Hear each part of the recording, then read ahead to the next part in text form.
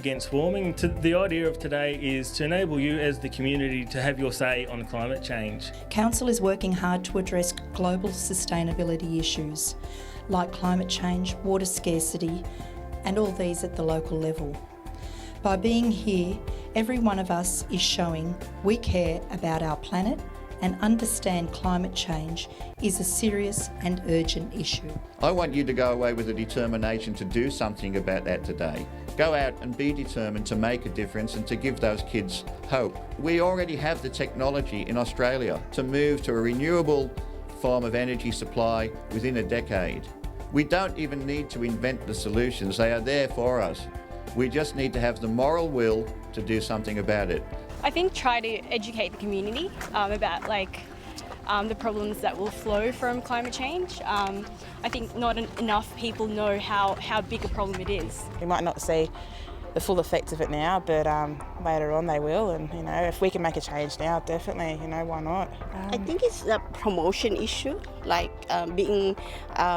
make people aware of this is happening. I really think industry and government need to make a strong stand.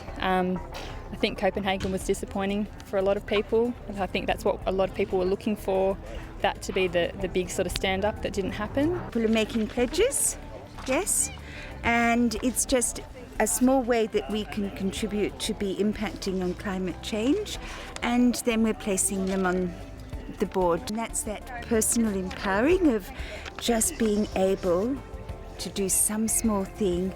If many of us do it, it becomes a big thing. In terms of public transport, I think that's an important thing to put more available, and also to look at the fuel systems and how we can reduce the carbon imprint in our public transport systems. The waterways, looking after the habitats in the local area and stop the pollution going into the rivers, like just look at the Nepean and the stuff that goes into the Nepean River, they could look at that and stopping that. Today we're sending a strong message to governments and industries that we want climate change to remain firmly on the agenda. We're sending a clear message demanding urgent action from our government and justice for developing nations affected by global warming. My concern is that people are now starting to take notice of the sceptics more, that it isn't really being discussed much in this upcoming election. I think that's a big level of concern.